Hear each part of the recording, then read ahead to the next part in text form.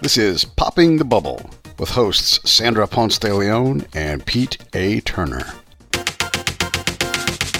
This is John V., the founder and CEO of Tastemates, and you're listening to Popping the Bubble. Hey, John. Thanks for joining us today on Popping the Bubble. Yeah, thanks. Fantastic. We love you being here. Your name is not really John V., and I always have challenges pronouncing it. This is when we do a reader call-in to pronounce my last name. Yes, so please. You want to go for it? Me try it? Okay. Veloslopoulos. That's the second worst that you've done so far, but not the worst. We're making progress. It's all good. Was it Friday afternoon? We're doing well. John V. So Vlasopoulos is the complicated. V is the easy way. Yes. And I appreciate the V. Vlaslopoulos? There we go. Third worst. It's a competition.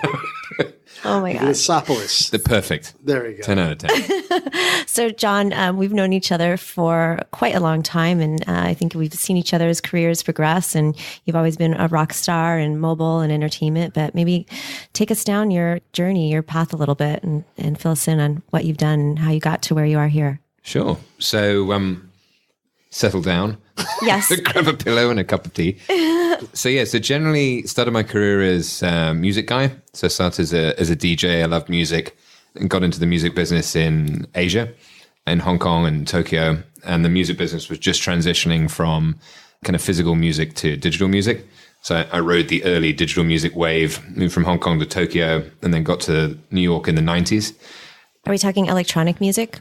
No, traditional BMG, so record label. Mm-hmm. Some of the early artists that I worked on were Natalie Imbruglia and Britney Spears and the Teletubbies. The Teletubbies. A very, very important. Well, we worked the artists that we got in the Asia Pacific region. So a lot of local artists, big local artists as well. Anyway, then got to New York working for Bertelsmann, which was a big German media company. And was doing a lot of M&A and acquisitions, looking at a lot of fun companies during the first internet boom. Mm-hmm. Invested in this company called Napster, and that's a whole separate podcast. Oh, wow. And bought a bunch of companies. And then from there went into mobile. So AT&T was just kicking off kind of the modern phone era as flip phones were transitioning to the first kind of like minorly smartphones as opposed to fully smartphones. And helped a lot of companies build the first apps and connected all of us to be able to speak to and text to each other on different carriers. Back in the dark ages, you could only text if you're on the same carrier. Mm-hmm. And so that progressed. We launched a bunch of great services, Shazam type services. We launched a music service. We had a cool magazine and did a lot of sponsorships and partnerships, one of which was TV. So we did this show, American Idol, and came in as a sponsor and taught people how to text mm-hmm. message with good old Ryan Seacrest. Right. Yes, that was super fun. And then we got bought, people don't remember, by Singular for 30-some billion. And it was renamed for a second to Singular and then got renamed quickly back to AT&T. Mm. So a bunch of us AT&Ters left the nest, and I went out to LA to be a TV guy for a company called Endemol, which sounded a little bit maybe like medication that your grandma should take, but actually like this big production company. Originally two guys, Job van der Ende and John de Mol, hence Endemol. And so we jumped into a bunch of TV shows. We did Deal or No Deal, which became a big hit on NBC, and started producing some TV shows and did a lot of online video as that was coming out in the mid-2000s, as YouTube was kicking in. Interactive games, and took over a lot of our advertising businesses. And then we got sold to Goldman Sachs for some good money, a Mediaset, and the original founder of Endemol. So then I moved up to the Bay Area and took over an advertising agency, built that, and then sold that. And then since then, I've been kind of investing and building the current company. Wow. That is quite a history. 1 minute and 7 seconds. Amazing. Yeah. I mean, over all that long a career that you've had, this is not video, so I'm actually like 85 years old. You can't see it. I mean, it's quite impressive, everything that you've done. And I guess, before we get into your current company and what you're doing now, I'd love to kind of just hear from you. What do you think what's changed in the market? What are the trends that you see, taking rise right now, with regards to mobile and entertainment and maybe even social networking? Because you've kind of touched every single one of those different industries. Yeah, no, I think, so we used to have at Bertelsmann the 3 C's, mm-hmm. so content, commerce, and community, and this was in the 90s. Right. So I think in many cases, things are the same. Some of the players have shifted, telcos are now potentially being usurped by Facebooks and other companies. So we used to be the gatekeeper, so AT&T, Verizon, I had a team at AT&T and did the same thing that Google Play and Apple does now. Mm-hmm. So a lot of it, I think, is the same seats, but just different people in the seats. And I think when you shift around the different industries, you start to see, like production and advertising, TV production and advertising, very similar, but not a lot of people work in the different areas. I think the whole, the discussion over the years of content is king and queen and prince and all kind of, or the whole royal family is always shifting. I think the fluidity now, I think, is the most exciting part, where I remember discussions as a carrier, in 2001, 2002, it's like, should we be a content company? Are we a media company? And you now have, Facebook struggling, going, right. Are we a media company? Twitter, are we a media? We kind of are. We're a platform pipe, media company. So it's all the same kind of discussions and deliberations, but just slightly different players who feel it's new for them. But a lot of people have been there before. So yeah, so I think the data, which is partly what we're looking at with the current company, I think the data behind all the things that we do. So the data on us, metadata, if you look at the entertainment industry, is and data on us in terms of all the consumer data, where we are the product on Twitters and Facebooks. I think that is finally coming into kind of a clarity position for consumers, as we're now all realizing the amount of data on us, right? What we want to share to whom and to where, and how services should in theory be improving. So I think the advertising industry still has a little bit of a ways to go of delivering on the, we had like Minority Style Report experiences in the early 2000s going, it should be much better. I think it still hasn't progressed as much as it should in terms of personalization of commerce, personalization of advertising, personalizations of media. So, and you've even got Ev this week and Medium, right? Wondering what is the future of media all these years later. So yeah, so I think different players at the table, similar questions still being, mused upon. But I think the exciting part is you've got a lot more people able to participate in media. Mm-hmm. So it's much more democratized in terms of, X number of labels and X number of TV networks and production companies, which we were just experiencing at Endemol, going, oh shit, there are all these other people who are producing video, but we're producing video, who's got the best video. So I think now, other networks, Defy is doing well. And the amount of the YouTube channels, what have they got? 70 million viewers of all the different collected channels. So I think that, that times are changing, but still a lot of it is not enormously different in terms of the key players and where the money is changing hands than it was 15 years ago. Right. You talked about the metadata and the person as being the product, and that's such a different concept. I'd love to slow down and just have you kind of dig into that a little bit for us and just talk about what that means to a consumer. Like you talked about, what data do I give out? What do I not even know that's out already? Mm-hmm. Can you just kind of break that down a little bit and just go through that again? Because that's such a big thing to understand. Like a company like Nest sells for billions of dollars. Mm-hmm. It's not because they sell thermostats. Mm-hmm. It's because of the data involved. So what does that mean to a consumer to understand that all this data is being pulled out of you? Yeah. Sure. So I think, topically over the holidays, you had Google Home starting to hit on top of Alexa, on top of, I think every other carrier at CES this week is announcing their own version of a home smart AI speaker. Right. Yes. Those speakers also listen as much as they, react.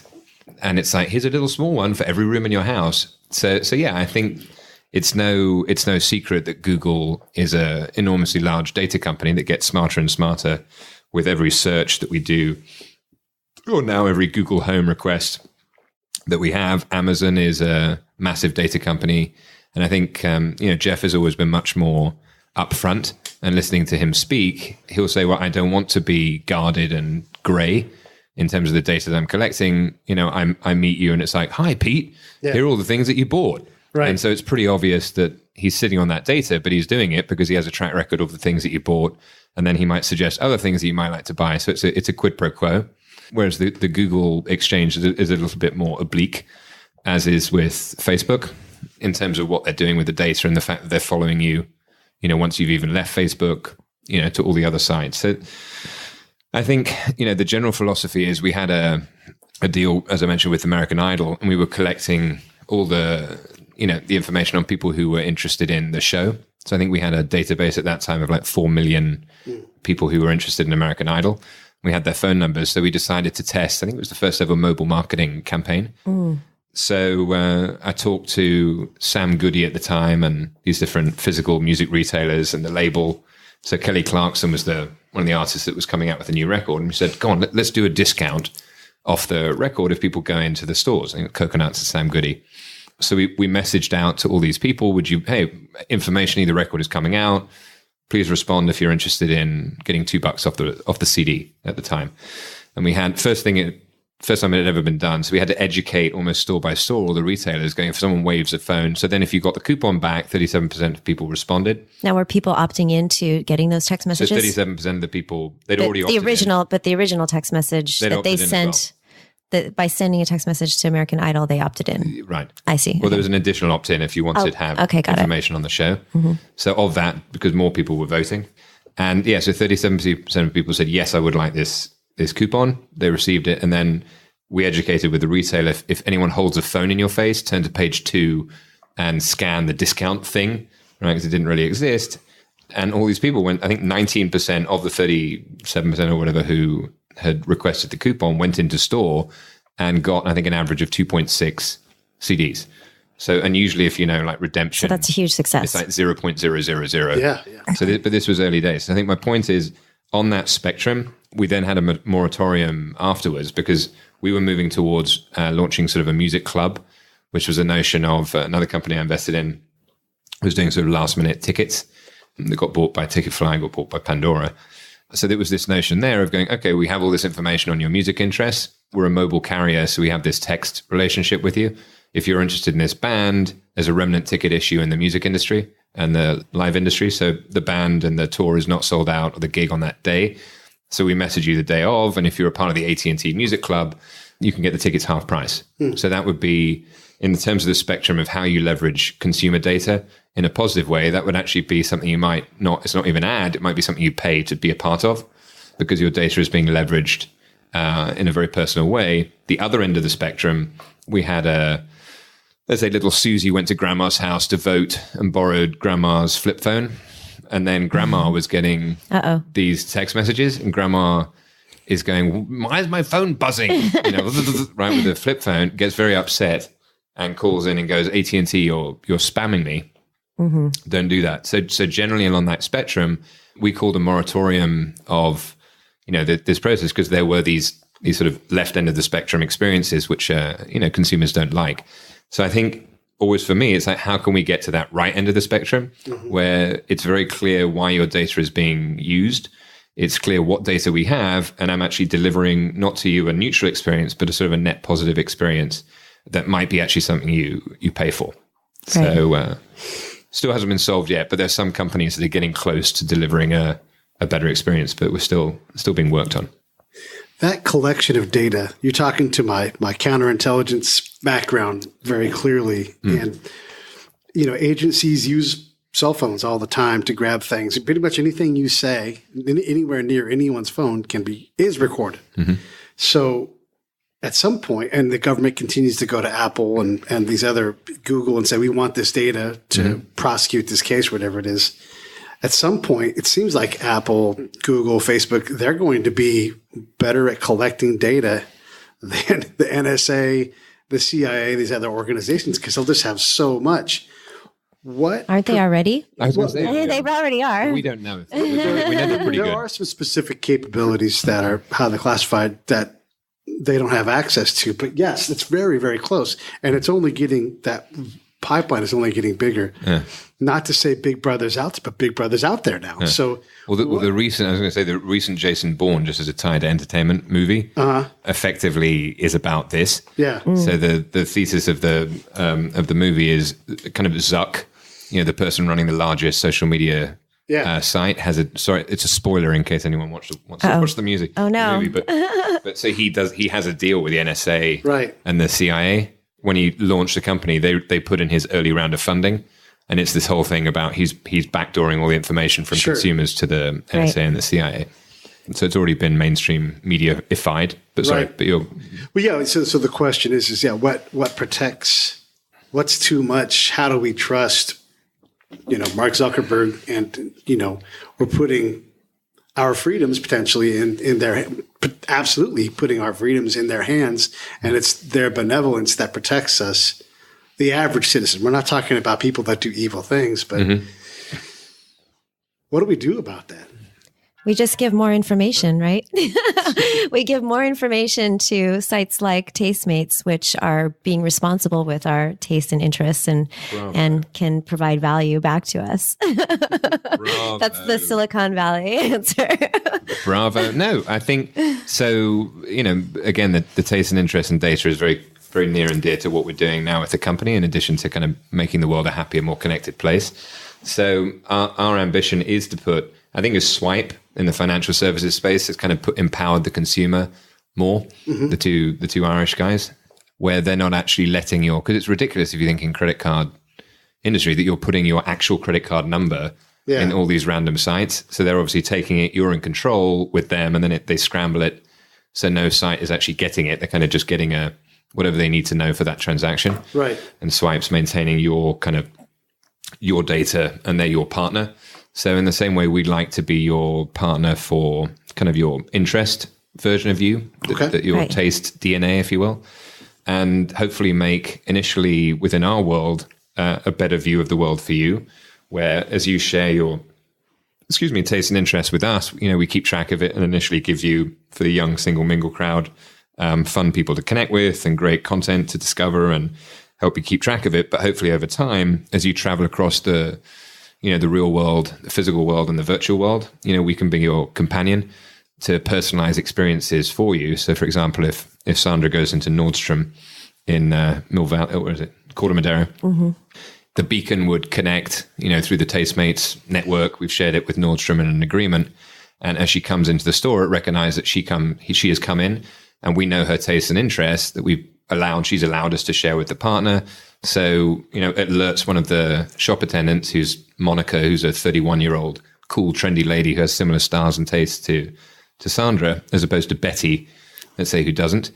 And so Sandra comes over, approaches her and suggests some dresses and outfits, and she ends up buying 3 more things than she wouldn't have done otherwise. So it's a curated shopping experience. Based on your taste and interest. We think, the guys from Zappos early on, it's basically paying attention. So if you mentioned that you were a Cowboys fan, the next time you called up for customer service, it would alert the call center, and it would give you someone. It's like, hey, how about those Cowboys, right? Who kind of remembered, and then you had an affinity and say, yeah, okay, we'll have another pair. I'll get another pair of shoes.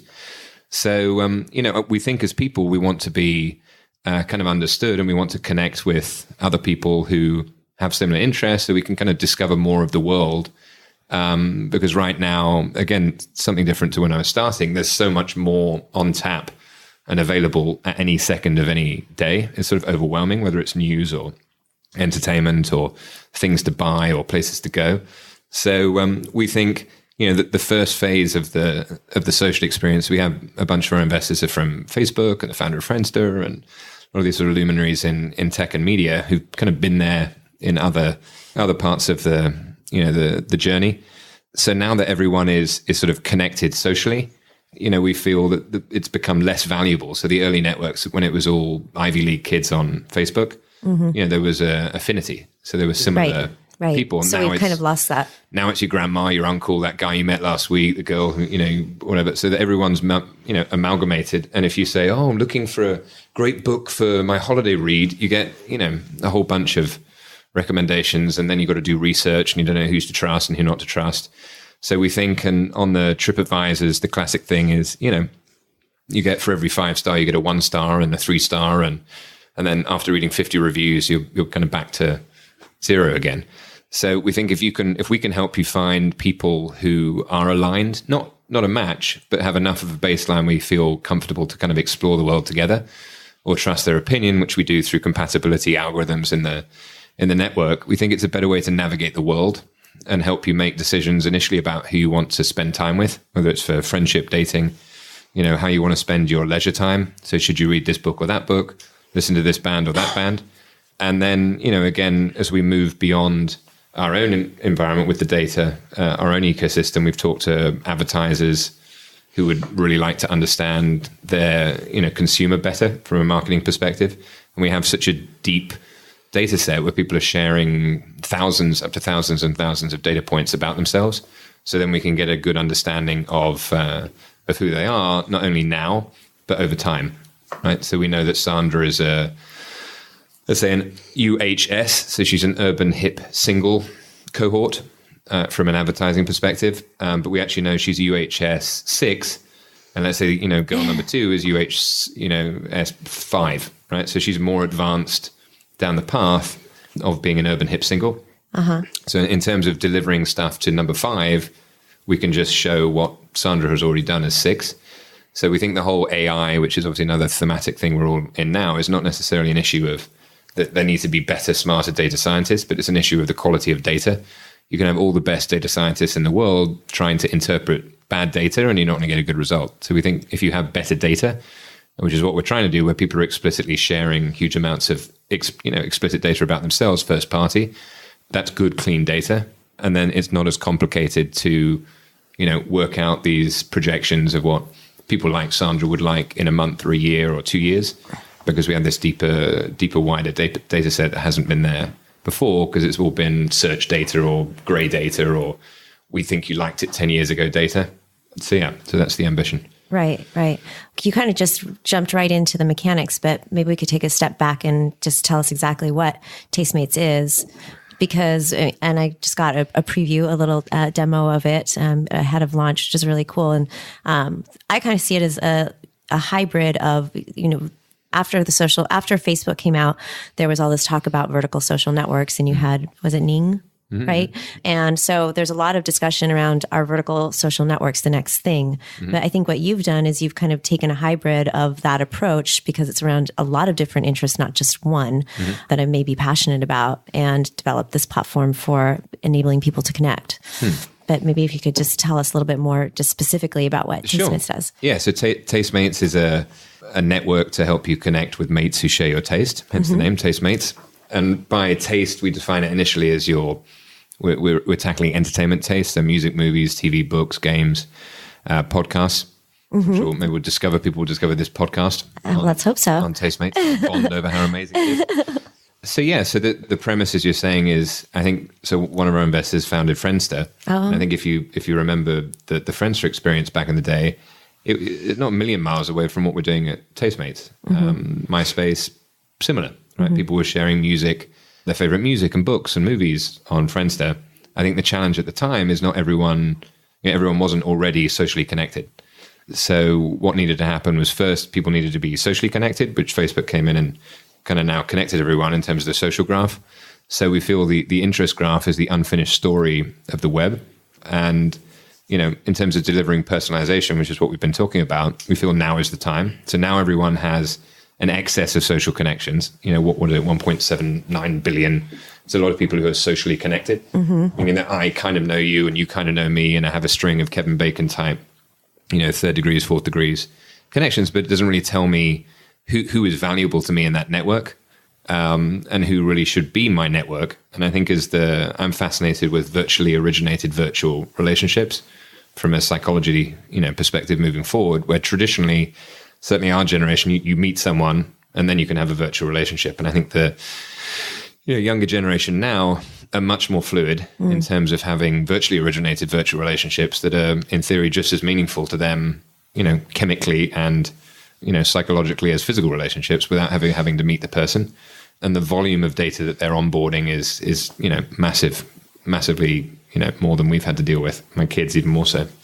So our ambition is you come into the platform, you share about yourself through the lens of, here are movies that I love and TV shows, and you kind of build your kind of interest, taste DNA or your profile. But we use Swipe, so you can go through all these curated packs of, hundreds and hundreds of these packs to kind of build your profile. Because if I sit down and go, hey, Pete, what's your favorite movies? You go, I can't remember. Right. So we kind of prompt you with, oh yeah, I like that one. I don't like that one. And then before you know it, you've shared hundreds and hundreds, and in some cases, again, with our active users, thousands of data points about yourself, which are fresh. We then present to you kind of like, again, Sherlock Holmes thing, as you go in, the equivalent being if you go to in the real world, if you go to a show in Oakland and you go and see a band, that is a group of like-minded people. And from the band, you chat to someone at the bar, you go with some friends, they have friends of friends. So that's kind of the physical experience of it, versus in us, you go through a set of, whatever, UK hip-hop bands or whatever. Mm-hmm. And at the end of it, you unlock other people who also have an interest in the same bands that you have an interest in. So you're kind of finding and unlocking people through going deeper and deeper into the rabbit hole. And you collect these mates, as we call them. And then we empower you, leveraging the data, to have very easy ways to connect with the people. So, for example, if Pete is wondering if he should watch this movie, Hidden Figures, which is a fun new movie out at the moment, and I've just watched it, then my question to him or his question to me, what did you think of Hidden Figures? So it's obviously very relevant for me because we know I've just recently watched it. It's new, so I'm much more likely to respond. So our response rates are 10x the industry average in terms of people messaging and responding. And we also allow you to kind of share recommendations in the media. So I can send Pete a song, or send you a song, or a book to read. And we're sort of moving in the direction, which, I teased when we were off air. I've always been fascinated about the digital equivalent of buying a girl a drink in a bar. So it is a dating site then. So you see Tastemates as the next dating site, or is it just friends? No, I think was Friendster a dating site? Was MySpace a dating site? Is Facebook a dating site? I think it's a platform where people connect, and we feel commerce is key to the platform as well. I think in the same way as going out for an evening on the town, you're not going out dating. You're going out to a show, and you see a comedy show, you're meeting friends at a bar. You're not going out dating. So we think in the same regard, and often happens in the beginning of industries, things are extremely siloed, almost to the point of being non-human. So we feel there's a much more organic fluidity between dating and interpersonal, meeting people, effectively new right. friendships, entertainment and interests, and communication. So we feel messaging platforms. If I want to message you, I have to think about something to message you about, right? And entertainment and pop culture is a natural thing that drives communication and messaging. So I go, oh my God, you love this movie. Have you checked out this band? I'm going to see this. So that's what we message about anyway, in terms of a messaging platform. And then in terms of, dating, if you happen to be single, as opposed to just being presented with a face where you can get, X number of cues from and a name, we think having this much deeper, both of you love this movie, you both read this book, kind of takes the fear and sort of awkwardness out of the connections that a pure dating, platform would have. So an interest graph network, commerce and communication platform, something like that. But we do feel, going back to that buying a girl a drink in a bar reference, which would be, how do you connect basically with someone that you don't know? Right. So the courtship angle. You might imagine in the future with Tastemates, if you as a woman happen to be on the platform and you'd shared, here's all the books I want to read, and here are the movies I want to watch, and TV shows. I want the box set of Survivor. That would make me really happy. That would make me so happy. Yeah. There you go, guys. So if you happen to have it on there, as opposed to right now just getting wooed and super liked and charmed, which doesn't actually benefit you at all. But if some guys or suitors could gift you something that you were interested in getting and you received it, then that would be actually quite a nice way to start a courtship, which I think has been lost. That's my British side. Everything's too fast and quick and slick. Yes. And I think people are lacking meaningful relationships, friendships, and, right. romantic relationships. In the real world, you go from meeting someone to becoming their friend to then potentially pursuing a romantic interest. And these dating apps sort of, they start you out right at the dating part without really having that connection piece. Yeah, it's kind of people farming. In a way where generally the women, the economics are the women are the honey, and the guys are the honeybees, and the networks are kind of like keeping the women to one side. If you want to access them, you've got some kind of unit to access the woos or super likes, and then the honey gets accessed, and then the honey doesn't maybe not interested in the honeybee, and then no one's really some are making money, and it's fun, and I think 4% or something of the people who get matched on Tinder ever meet. So Wow. in terms of this is a great way to meet people, is not. But is it fun? Sure, it's fun, but it's less about the physicality and relationships. It's more, this is kind of a fun people game. So yeah, so not being grandiose that, we need to develop and this is all, bad culture and we want to, have a new romantic era where people can actually connect at a more meaningful level. But yeah, we think things are moving really quickly in the world with, news and information and connections, and everything is on our doorstep and possible. So we would like to arm people. So we're kind of on the side of the consumer, and we would like to help people explain themselves to the world and to the people around them, and then hopefully allow them to have a better experience, with the world around them by these nodes of other people who share similar interests, so they can ultimately have a better, more fulfilling life. Right. Because, Pete and I become mates and I go, hey, Pete, I'm going to Portland. Where should I go? Oh, you should totally check this out. And I do it because I trust Pete. And now, again, instinctively, we've had to have that as a real world where we've been out mountain biking and known him for 10 years. But what if you could have a quicker version of that digitally, where you have this whole army of Petes, for all your different things that you want to do, helping you out. And some are virtual friends you've never met. Some are people that, if I go to Portland, I go and grab a beer with Pete and it's go, oh, dude, but we kind of, it's that feeling that, I think ever since I started looking at social networks and online communities at Bertelsmann in the 90s, it's been, we were looking at investing or buying an Asian social network. And in the period of, when I moved, 99, 2000, I had a very, upfront, open, completely virtual relationship with, I think it was a woman in Korea. And every night I would come home and chat and kind of share what I was doing during my day. It was kind of like talking to a barman or a taxi driver. How did you meet her? On one of these very early chat social sites. Communities. Okay. I didn't know, I maybe knew her name. I don't think I had a picture, but we had this almost therapeutic. You didn't get catfished. I don't think I got catfished, no. But it was Not yet. Not yet, no. So, but I've always been fascinated, but at the end of the day, we use communication as leisure time.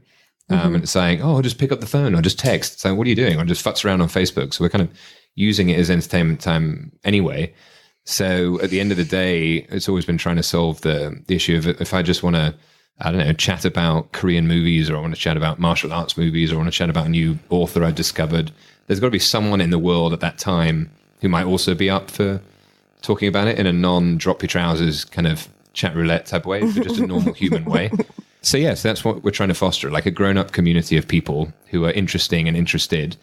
And it's a global community. And my hope is, again, with this cultural currency, that we can make the world to be a little bit of a smaller place where, from the, Middle East or different parts of the world, if I start discovering and become friends with someone who's interested in things that I'm interested in, and then they can start to share their culture with me, it's this is an amazing Iranian author you have to check out, and you've got to check. And then an Aussie girl, these are the top 10 Aussie movies that all people have watched. Right. So we can start to dip into other cultures and realize that it is this global, community, and we're not all, looking for differences, but we can find overlaps and similarities.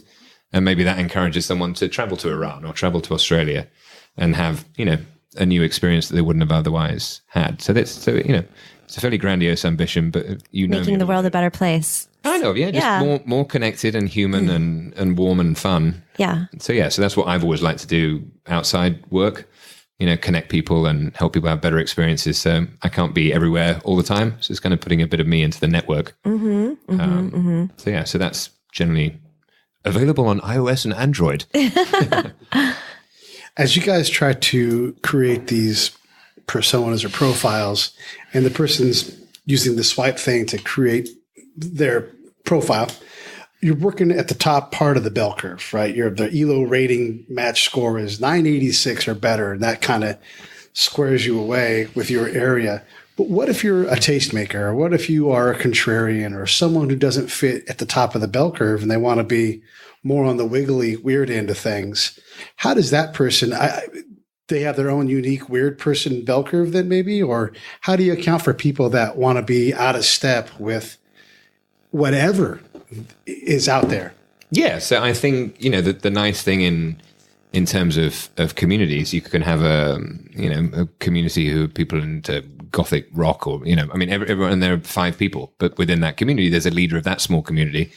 So we kind of believe in, thousands and thousands and millions of these small micro communities as opposed to massive communities. So Right. Well, the beauty of the mobile platform is that you can create that at scale for those people with those particular interests, that they can find someone like that. I'll give you my cousin. She won't mind me.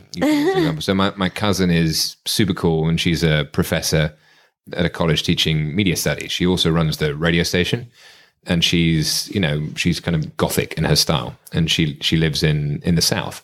So there's not that many gothic, people in the South. So it could be life-changing. She's definitely on that end of the spectrum. She's a, counterculture for that culture. So if she could go on to Tastemates and find other people, she's got a partner and she's fine in that regard. Doesn't have to be romantic, but find other people who are into, she loves traveling and she loves these books and this music, and they can meet up and go, oh yeah, I'm down the road as well. And that could be life-changing. So it's almost is less for the people, oh my God, both of us like Top Gun. It's amazing. Of course we do. Yeah. So it's more getting down to the idiosyncrasies that we have in terms of finding. There was a girl in New York. I was at lunch, and I'm always polling people. So I say, what's your favorite movie? So her favorite movie was, and she was kind of cool Brooklyn type, cool hairstyle and tattoos and piercings. And her favorite movie was Young Frankenstein.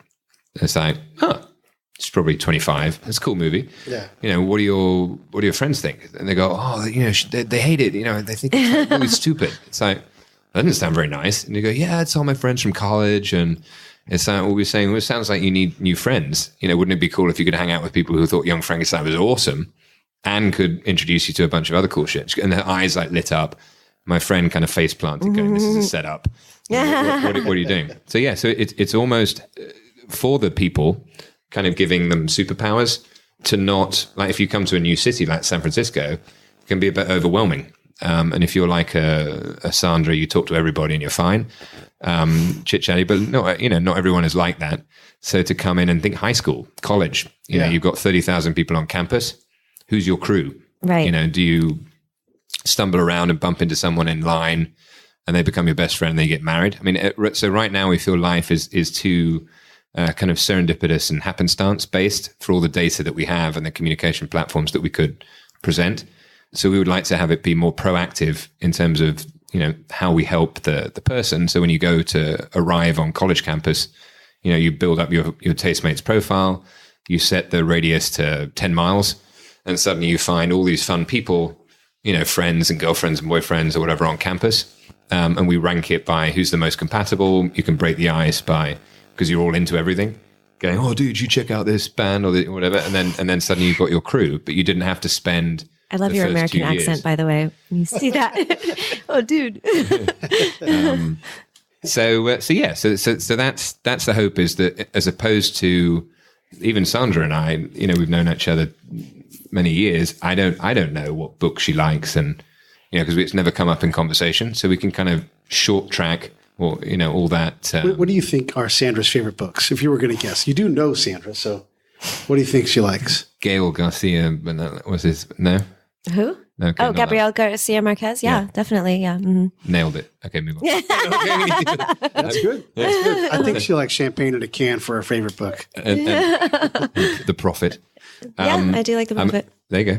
Very good. So I'm an awful reader, so I don't want to expose my minor illiteracy. So that's the hope, is that we can short track, and even dating. So I'm on the side. I love doing matchmaking selectively, and I hear a lot of feedback from women unsatisfied with the process, and a lot of like that date 1, date 2, date 3 is effectively the woman interviewing the guy, asking pertinent questions, and if he says yes to this, it's like, oh, I'm thinking about traveling next year. It's like, oh no, I really don't like traveling to weird places like Asia. Okay. So they're kind of doing the checklist and deciding by date 3 if it's worth progressing. Well, I definitely think the connecting around music is really important, and entertainment in general, because if you're going to be hanging out with someone, you don't want to be subjected to their terrible taste in music necessarily. So it's kind of a nice filter.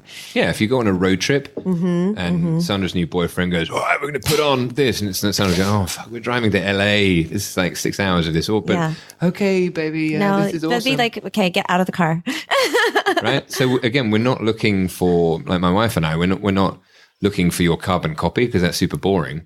But if you can find enough, you've got to have enough areas. And statistically, I love to get into a deeper, from a psych perspective. We're talking to some PhDs. Like, what is it, 51%, 62%? What's the baseline comfort level where we're then comfortable kind of exploring beyond that? I mean, statistically, we know, like with horror. So if you love horror movies and your partner doesn't, the relationship is statistically doomed. Oh, really? Yeah. That's interesting. So, I mean, anyway, so the more data we get, you start to see these signals. But, again, like if you can eliminate that first date, second date, third date, time wasting and kind of cut to the chase, use the courtship time, going, oh, Steve just gifted you this book. Oh, I just read that book. That was amazing. It's taking it a little bit back to how relationships are really formed, over common experiences and shared experiences. And then you can decide to kind of progress from there. So, hopefully, do you think it's possible? Can we get to the point with data and we get good enough at sussing out what doesn't matter that we could actually predict the thunderbolt when you see that person and you're like, took my breath away. I'm done. I'm gone. Love at first sight. Can we get to that point, do you think? So, yes, I think so, or at least within the storm of the thunderbolts. Sure. Maybe not the exact thunderbolt, but I mean, statistically, of my thousands and thousands of mates I have in Tastemates, I can happily say that my wife is the top mate. So there are many, and my other good male and female friends rank highly. And the ones that I was always a little bit curious about don't rank so well. So that's interesting. That's proving out your assumptions. Yeah. So it does kind of come out in the wash. Right. That, obviously there are physical factors to go in. I'm sure there's going to be dodgy thunderbolts and beautiful thunderbolts, whatever. It's always in the eye of the beholder. But yeah, no, again, going back to the notion of the data scientists working on bad data, I think if we can actually get people to comfortably part with honest, clean data, we're not as complicated as we might think we are. And again, all the efforts would presume that we're very complicated because people will see, oh, this is personalized to you, and here's a recommendation. Is go, that sucks. All these guys must be really stupid, all these data scientists. But I think they're very intelligent.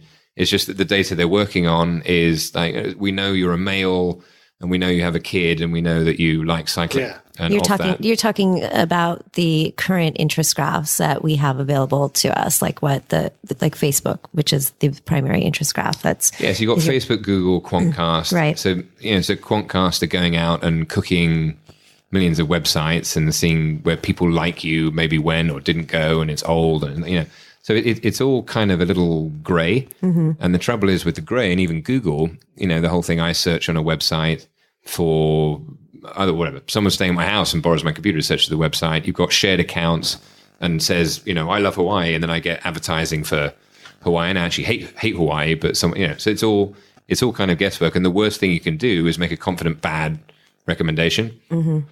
Pete, you would love Hawaii. I say, I fucking hate Hawaii, whatever. And then you've got within the media space, in theory, Netflix should be sitting on this fantastic data, and they had some issues in the beginning where they couldn't make it as social. From the judge who got his Blockbuster history revealed, so they had a little bit of catch up to do. But generally, especially amongst the kids, everyone's sharing the account with like 5 people.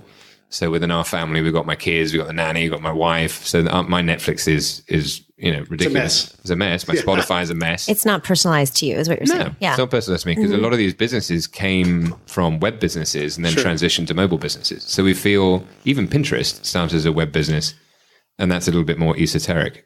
Right. So Instagram, we think is doing a good job, and people are definitely using it as a kind of interest stream. And if I'm into RV vans and, hiking and cats, I can get a feed of that.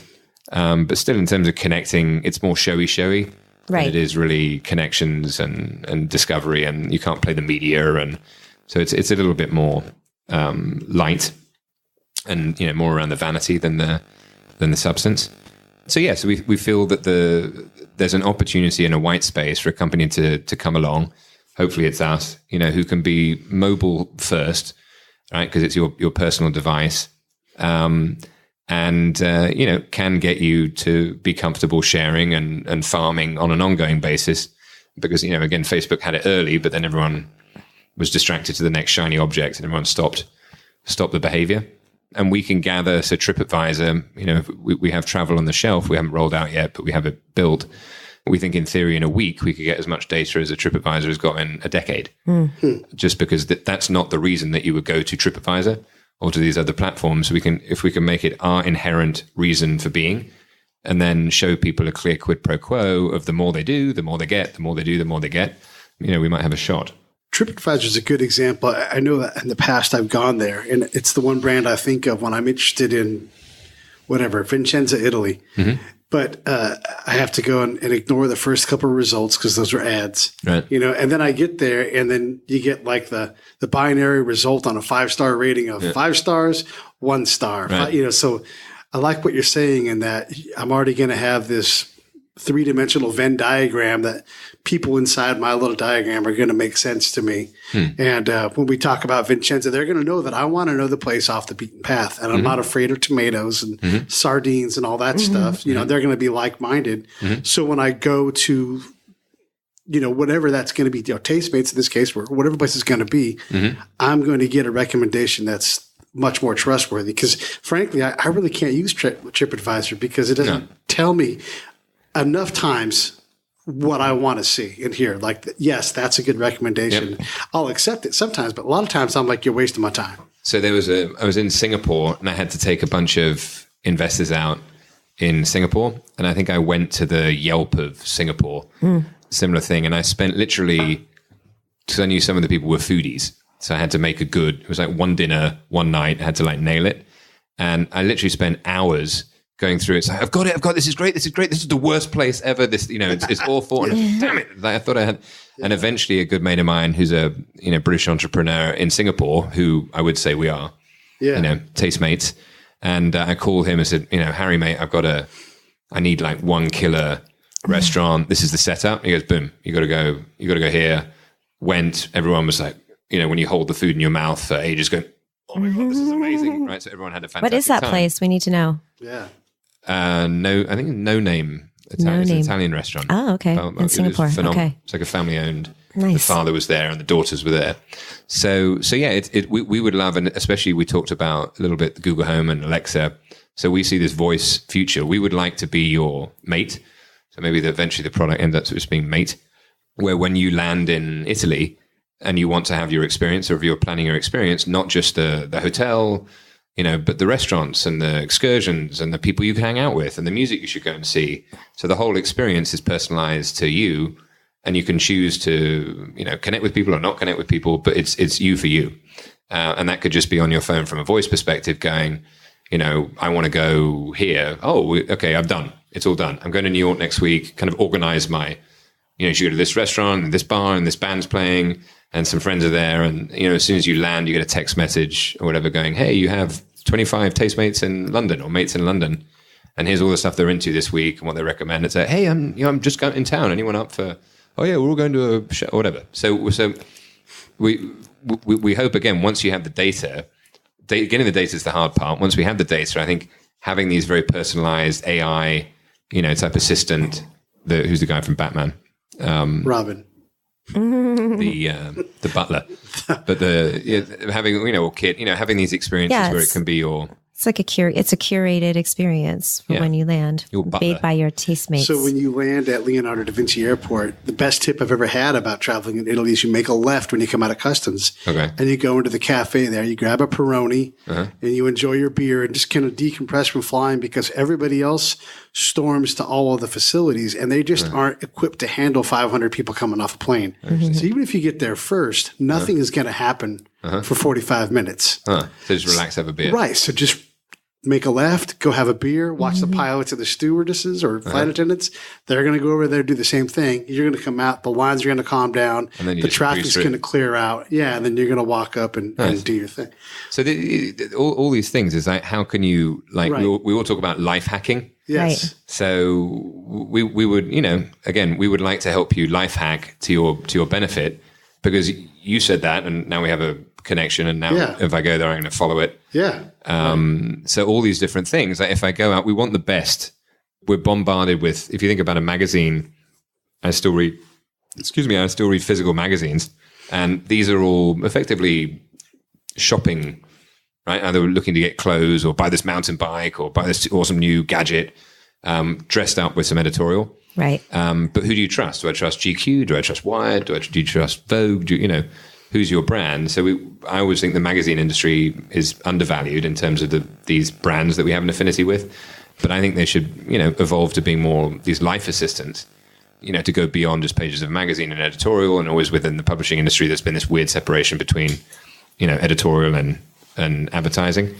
So yeah, it's like people you trust, right? We're basically talking about trust. And if I can have a group of people that could be 5, could be 500, could be 5,000, but it doesn't mean to be, 1.7 billion. That's almost overkill. But I have my crew, my Italy crew and my, country music crew or whatever I'm into. And anytime I want to make a decision or have an experience in those areas, I've got people to call on, who have the inside track, and you want to do this. And, oh, you're not watching the OA? Oh, you should totally watch the OA on Netflix, because it's like the hot new show. And it's really good, by the way.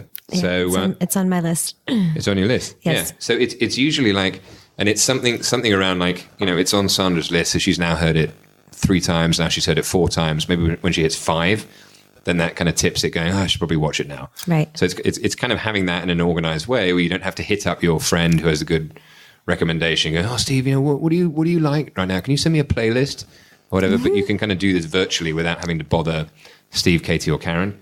And everyone's sharing and discovering. And it's kind of like filling in the gaps. So we go round by round. It's like, tell me all the favorite books you've read. I read that one. They're like, oh, that's a new one. And everyone's kind of contributing to the community. And then hopefully they're going off again and doing stuff, adding to the experience. And, anyway, so it becomes a virtuous cycle. I think it's awesome. I can't wait to use it. And especially for that particular aspect of discovery, of connecting with people that are similar to me and helping me expand into those tastes even further. So I'm super psyched. So it's going to be out when? So it'll be out. So we're now in January. Yeah. So it'll be out kind of mid-Jan on the app stores. Yep. Both iOS and Android. Yeah. Tastemates. So check it out. Friendship, dating, discovery. It's all there. And yeah, this was Friday afternoon. Yep. So this was a very interesting chit chat. So yeah, so I think beyond the surface experience of it, I think hopefully we can get across this notion of a more connected world, right?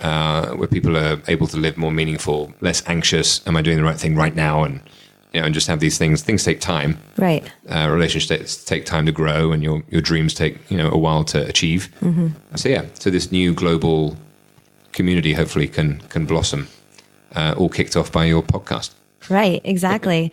Well, yes. I mean, switching gears just for a little bit. I know you are an investor and you have quite a number of companies that you've put some money into. So maybe tell us a little bit about some of the companies that you're investing in and what your investment thesis is overall. Sure. So I would say I'm a active angel investor, but I spend very, very little time on it. So I don't go and hunt for companies. That generally either I have an itch that someone else is scratching that I'll jump on, right? Or people know what I'm interested in and they kind of get presented through the network. But I do love it. So my general area of focus is consumer lifestyle, companies, digital companies. So I've invested in health and art and design and dating and travel, entertainment. And my general thesis is kind of what we're doing with Tastemates is I would like everyone to have a better experience in their world. Whether it's, so I invested in Laurel and Wolf, this company that it's a design platform. So it's kind of democratizing interior design. Mm-hmm. So instead of only the 1% of the 1%, being able to have fancy interior designers, anyone can now access top quality interior designers for a very reasonable amount of money and can make their homes look beautiful Their offices look beautiful. Whatever space they have look beautiful. So that's important because, I feel That's cool. everyone What should have a company great... is this? I need this. What company? Laurel and Wolf. Oh, cool. Okay. So they raised their B from Benchmark. So they're growing very well. It's a fantastic entrepreneur called Lure out of LA. So yeah, and there's an art platform called Van Gogh, which is great, which is again, if you think about the furniture in a home, the one thing you're missing then is the art on the wall. So these guys work with a lot of fantastic local artists and original artists, as opposed to filling your house with IKEA churn out prints. These are actually unique artists. You can connect with the artist and again have this meaningful reaction where kind of, art is being funded and people's homes have these unique stories of the artists they connected with and have it on their walls. As an investor in FitStar, which was kind of fitness and personalizing exercise, which got bought by Fitbit. So yeah, so the general thesis is making our lives better and giving people access to get all the things that maybe have been more restricted. Not everyone could have a personal trainer, but now with FitStar, everyone has a trainer on their phone or online. And, so that's my general theme. The secondary theme, I'm focused on kind of female founders. So companies that have female founders. Why? Yes, why? So number one, I think a lot of the areas that I've worked in my career, I've kind of focused on programming to female audiences, whether it's television or music and telcos. And, so a lot of the business understand the market from a business perspective. Secondly, a lot of my personal interests. I'm an emancipated modern guy. So a lot of the things that I'm interested in kind of dovetail art and design and fashion and travel and entertainment, kind of, lifestyle related stuff are interesting to me. And then, thirdly, I think as a small investor, I think just to say, I invest in, great companies that are disrupting, is a little broad. Right. So I'm, we're all talking about branding and marketing. So my own personal brand, that's an area that I've got expertise. And so that's my personal brand. And then the overarching theme is, I have a lovely daughter and a beautiful wife, and I've worked with women and for women, in my career. So I just think, companies are better if there's a mixed, gender set.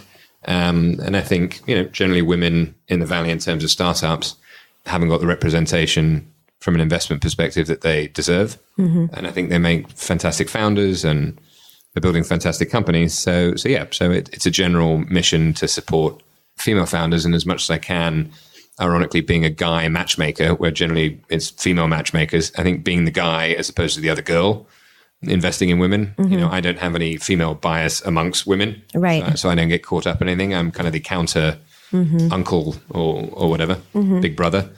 So that works well for me in terms of the focus. So Vina is a networking app. Olivia connecting women. Amanda with the League, she's a fantastic female founder. Right. So not exclusively, but in terms of either female market or generally female focused market and demographic, or mixed female team. Outdoorsy, which is a fantastic company, kind of Uber for Airbnb for RVs. Okay, cool. Has a great co-founder team. Well, there's also stats that I've seen recently with regards to female founders and female-led teams, and just in terms of success rates and ROI. So it's not just, I think that there's also a business, a solid business reason for investing in female businesses. It's intuitively, that makes a lot of sense, especially as an investor. You have a pool of male CEOs that produce at a certain rate.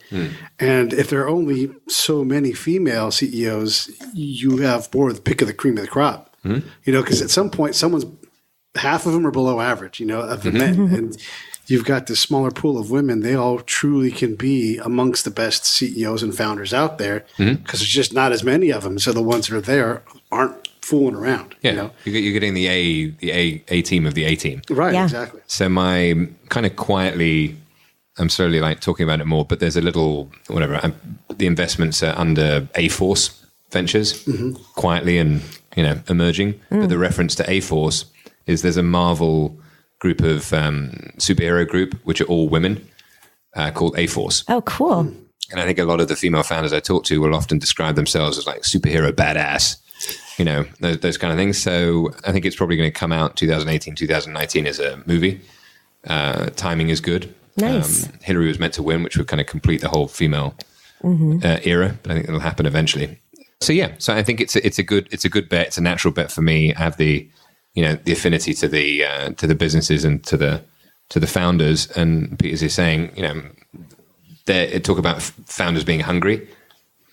You know, a female founder already has to fight. Yeah. I want a founder with 2 chips on their shoulder. That's right. Absolutely. Yeah. So, and I think within the community, because unfortunately the female founders are almost seen as their own segment. So it's not like I'm a female founder doing SaaS. They're almost not in the SaaS space, but they're just, are we going to do an investment this quarter in a female founder? Which I think is unfortunate. Right.